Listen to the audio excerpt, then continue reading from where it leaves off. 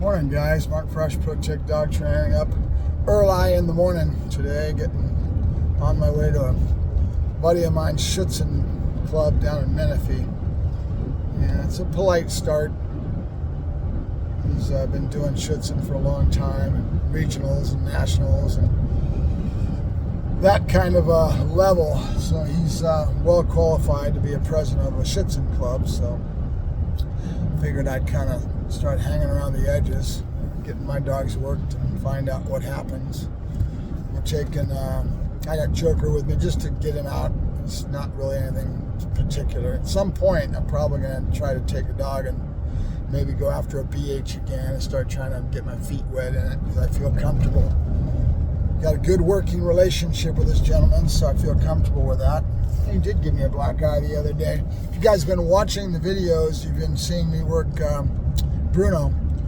And yesterday's session, I went back and watched that a couple times and trying to catch, because I usually just do things with the fly out of the seat of my pants, guys, and I just start yakking and accenting the things that I'm doing, right? So I went back and watched it and see a lot of my mistakes. You know, my rewards could be spread out as far as my reward intervals could be spread out a little bit more in certain spots. And I have a tendency to not, everybody thinks that there's only one way to train. There's 1,000 different ways to come at whatever you're trying to achieve. And I might have a mixed bag, and I'm kind of chewing at the cheese, like I said in yesterday's video, where I'm tackling it and I'm putting it all together, but I'm doing a lot of different things. And that's just the way I work. And then I pull it all together. And the reason for that is mainly because I'm ADHD. And so my brain works differently than most people, where it, I look at it as a rope. And the rope has all these flailing that you're braiding together, right? You're braiding this rope together. And at the end, there's all kinds of loose string all over the place, and it's flailing out there in the wind. And then behind where you've been braiding it is tight, and that's complete, right? So the stuff that I've already worked on that's complete, I move on to the next thing, but I might be doing 4 or 5 different little things as far as my patterns and what I'm working on. So yesterday was a good example of that. You saw me doing box work, you saw me doing a little bit of the focused heel work, you saw me doing a down on the walk, which I've done a little bit with him, and I'll pull that together. And you'll see me doing all these little things that I'm pulling together. And again, think of it like a rope. You're braiding it together and you're getting it to be a lot tighter.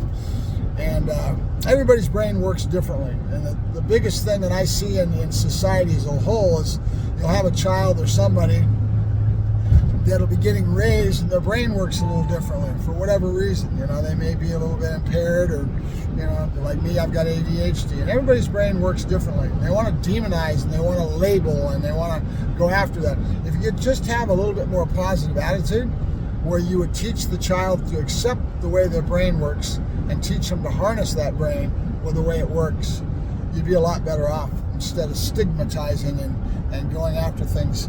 And because I was hyper as a kid, ADHD, hyper as hell, and I had a hard time going through school and doing that because of it, you know. That being the case, though, I was a little different than most. I didn't have a parent to put a boot in my ass and formulate their opinion of me or whatever. I was always on my own, to a point where I formulated myself and I worked on what I needed to do for my psychological well-being, dealing with society and the way my brain worked, right? And even today, I kind of have a tendency to, like I said, be the politics involved with sport and all that social decorum that comes with competition. That's a big part of our society. It just is. I'm an oddball. It is what it is. You know, I don't like to deal with people in that regards. I don't like getting razzed. I don't like, even though I do it a little bit myself, but you get my point. The whole thing with us, people beating up on each other and treating each other with disrespect and all that stuff that comes from social society and dealing with people, the politics involved is why I don't generally do sport. It's just who I am as an individual. It has nothing to do with the sport being wrong or this or that or any of them, right? It's just that when you put in that human factor, it changes things. And I'm out there to train dogs. I'm not out to deal with the human factor, right? That's a whole nother level of bullshit when you're dealing with trying to achieve something, to me anyway, right? So I that's the way I work, and then I put a lot of work into trying to explain it to you guys. But I want you guys to watch and pay attention. What I'm doing with Bruno is I'm adding pressure very subtly and very minutely in certain key areas. And right now, yesterday when I was doing that video, it was when I was putting pressure on him to keep his head up. And I gave him an aversive, and I went tap, tap, and I drove through it. Well, there's a double-edged sword of why I'm doing it. There's a few reasons why I'm doing it. One, to start now, when we're still working and build into it, we're teaching the dog to accept pressure. Because I find that if you don't teach a dog, it doesn't mean that I need to be abusive, no. But the dog has to have a certain amount of pressure when you're doing this sort of things to bring up the frustration and everything else that causes drive states to go to another level. You see it in Buddy. Then it goes to a point of, going into leaking when you do that sort of thing. That's why Buddy leaks, is because I ask him to do it. And there's a lot of reasons. I mean, there's multifaceted emotional reasons that animals do what they do, and they're affected by them being in our hands and being worked, right? So you saw me going tap, tap.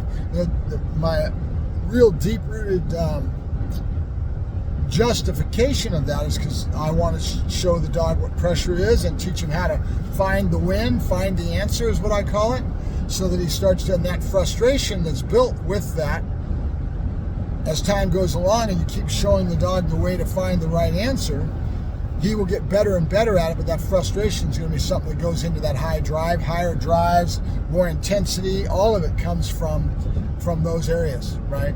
Anticipation, pressure. We call it pressure work. There's all kinds of reasons that we do it. So if you're a purely positive person and have no clue in that regards, then you're going to be anti, and you'll be negative, and you'll be okay, fine. But those that really train dogs to the extent that I work animals and get the dogs up to the level that I do, can prove it with a long road of history and turning dogs out and dealing with dogs with all kinds of situations and drive states, right? Every dog's different. Everybody's an individual, just like you or I. I was saying the other day when I went and took him to go work the bite work, which is I'm working on this morning, we're on our way. He ended up being so excited and so wound up because we started to put him in the bark box and started to take away the equipment a little bit, and started to add a little bit more pressure in the work and start channeling drives, right? And he did great with it. He just came up and came unglued. But he doesn't know it's got to be done 3 or 4 or 5 times and keep doing the patterns that show him how to win, and you're channeling drives is what you're doing. But you create a whole different monster, and this is a personal protection dog. It's not sport. I don't want a sleeve happy dog, or what we call ball happy or sleeve happy, right? A dog's so centered on equipment that he just goes ape shit, and it's all on a play and pray type of a drive state, right? So we're bringing this in early and very subtly and very slow and methodical. Why? Because the biggest reason is because the dog's got a very stable quality temperament. That being the case, he can handle it when you teach him what it's all about and start channeling drives. Not every dog's going to be the same. It's something that I wanted in that regards, right? So that's what we did yesterday. If you watch Bruno's video from yesterday, you'll see me working on a lot of different things and pulling it all together, right? What I call pulling the puzzle. You're putting the puzzle together, and you slowly but surely put those pieces in the right place, right? So that's what we're up to with him. So keep watching. I'm not putting out the bite work stuff because it's a customer's dog, and it's something I want to be discreet and kind of have a discretion in regards to what we show the public, so you're not getting to see the bite work. If it was my dog, I'd show it to you, but it's not my dog, so I've got to be respectful of the owner and slowly but surely build up on the dog and get him to do the job right and create a certain product that I can be proud of. That's what I care about, right? Does the dog work? Is he stable? Is he well developed? And will he take a man down?